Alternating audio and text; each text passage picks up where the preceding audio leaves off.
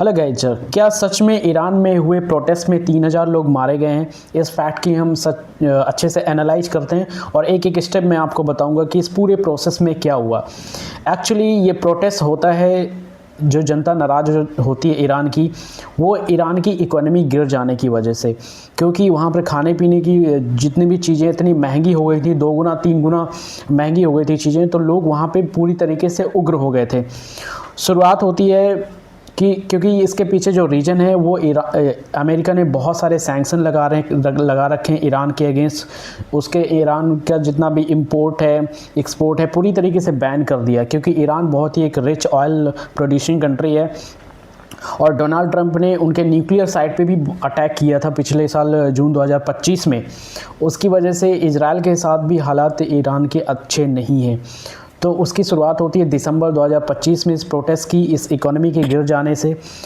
Iran की राजधानी Tehran में एक एरिया का नाम है जिसका नाम है ग्रैंड बाज़ार। वो जो एरिया है वो ईरान की रिवॉल्यूशनरी मतलब क्रांतिकारी योजनाओं का एक तरीके से सेंटर माना जाता है। वहाँ पे ज़्यादातर जितने लोग हैं बिजनेसमैन हैं और ट्रेड्समैन हैं, जो ट्रेडिशनल बहुत सदियों से जो बिजनेसमैन हैं वो लोग हैं। उन लोगों ने पूरी तरीके से हड़ताल कर दी, पूरी अपनी दुकानें बंद कर दी, सब चीज़ें बैन कर दी।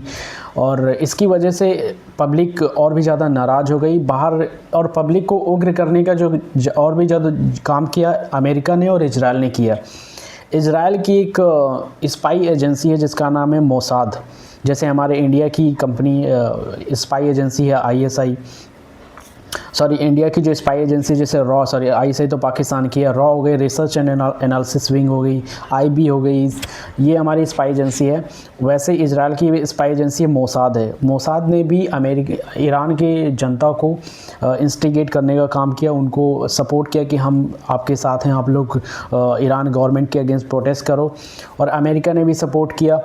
डोनाल्ड ट्रंप ने भी ट्वीट करके बोल दिया कि आप लोग अपने इंस्टीट्यूशन पे अटैक करो, अपने सेव करो अपने आप को। इसके चलते ईरान ने पूरी तरीके से ईरान की जो गवर्नमेंट है उसने पूरी तरीके से शट डाउन कर दिया, इंटरनेट शट डाउन कर दिया, जिसकी वजह ये थी कि यहाँ की जो इन्फॉर्मेशन है वो बाहर दुनिया को ना देखने को पता चले। लेकिन जब इंटरनेट शट डाउन हो जाता है उसके बाद ब्रूटली लोगों को मारा जाता है ईरान में। जो ईरान की जो फोर्सेज हैं, जिसमें कि ईरान की जो एक फोर्स है IRGC जिसे बोलते हैं, ईरानियन रिवॉल्यूशनरी गार्ड कोर, जिसे अमेरिका ने एक टेरर ऑर्गेनाइजेशन के तौर पे रिकॉग्नाइज किया है।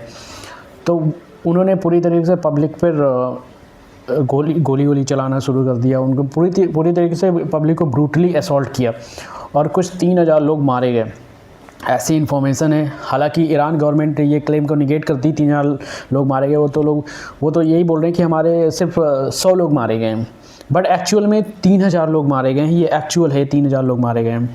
तो उसके बाद फिर अमेरिका ने प्लान बनाया ईरान पे अटैक करने का। ईरान पे ऑलरेडी अमेरिका अटैक कर चुके हैं क्योंकि उनके न्यूक्लियर डेवलपमेंट की वजह से, क्योंकि ईरान एक न्यूक्लियर कंट्री है। और उसने अमेरिका से पहले एक एग्रीमेंट भी किया था, joint comprehensive plan of action जिसे बोलते हैं, कि हम न्यूक्लियर एक्टिविटीज़ करेंगे लेकिन आपको उन एक्टिविटीज़ को इंस्पेक्शन करने की भी हम परमिशन देंगे। लेकिन फिर जैसे 2018 में ट्रंप गवर्नमेंट आई तो डोनाल्ड ट्रंप ने जो US के प्रेसिडेंट है, 2018 में उन्होंने इस एग्रीमेंट को तोड़ लिया और अमेरिका को वापस कर लिया और ईरान पर वापस से ऊपर से सैंक्शन लगा दिए। इसकी वजह से ईरान की इकोनॉमी पे और इम्पैक्ट पड़ा। उनके जो Iran actually oil producing state है, सबसे ज़्यादा ऑयल जनरेट करता है और ईरान की जो इकोनॉमी है डिपेंड करती है उसके ऑयल पे ही डिपेंड करती है। जितना भी तेल का प्रोडक्शन होता है और उसका एक्सपोर्ट होता है, इसकी वजह से भी ईरान की इकोनॉमी में बहुत ही गंदा असर पड़ा। तो फाइनली ये क्रैकडाउन कर देती है ईरान गवर्नमेंट पब्लिक के ऊपर। तो अमेरिका अटैक करने की सोच लेता, लेकिन बाद में फिर अमेरिका वापस कर लेता अपना प्लान अटैक करने का, क्योंकि ईरान में फिर बोलते हैं कि ऐसी खबरें आई कि उन्होंने पब्लिक के ऊपर ब्रूटैलिटी रोक दी है, थोड़े टाइम के लिए रोक दी है। तो ये होल सिनारियो है जो कि ईरान की जो हालात हैं उनके पड़ोसी देशों के साथ भी अच्छे नहीं है। जैसे इजराइल, तो उनका मेन अपोनेंट तो इजराइल है, जिसमें कि मोसाद इजराइल का बहुत सपोर्ट करती है, जो कि मोसाद उनकी इजराइल की स्पाई एजेंसी है।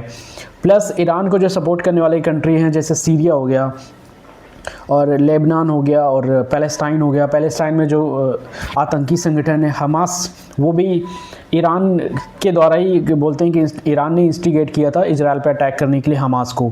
तो हमास भी एक ईरान का एलाई हो गया। लेबनान में हिजबुल्ला एक आतंकी संगठन है जो कि ईरान को सपोर्ट करता है। तो ये सब ईरान के जो सपोर्टिंग कंट्री हो गए, लेबनान हो गया, सीरिया हो गया, पैलेस्टाइन हो गया, ये सारे इजराइल के दुश्मन हैं। तो एक्चुअली इजराइल की जो मिलिट्री को डोमिनेट करने की पावर सिर्फ ईरान के पास है। बाकी तो लेबनान हो गया, सीरिया हो गया, पैलेस्टाइन, इनके पास उतनी मिलिट्री पावर नहीं है।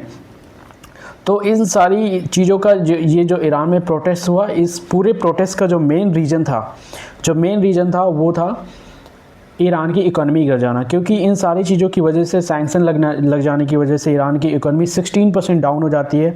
और जून 2025 में जब अमेरिका ने ईरान में अटैक किया था, जो ईरान की 3 न्यूक्लियर साइट्स थी वहाँ पे अटैक किया था, उसके बाद जून से लेकर दिसंबर तक ईरान की 60% करेंसी डाउन हो जाती है।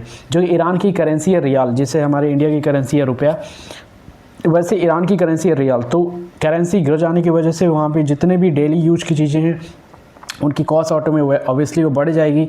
इसकी वजह से पब्लिक नाराज़ हो गई और जितनी भी सब्सिडी मिल रही थी पब्लिक को टैक्सेज में या सब्सिडीज़ में, वो सारी सब्सिडीज या टैक्सेज ख़त्म, टैक्सेज एक्स्ट्रा लगा दिए, सब्सिडीज ख़त्म कर दी। तो इसकी वजह भी ये भी एक वजह बनी ईरान में प्रोटेस्ट होने का।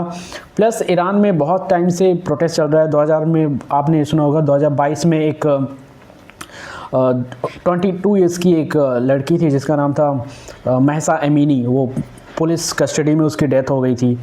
तो इसकी वजह से भी ईरान में काफ़ी प्रोटेस्ट हुआ था। प्लस 1979 में भी ईरान में प्रोटेस्ट हुआ था, 2006 में भी प्रोटेस्ट हुआ था।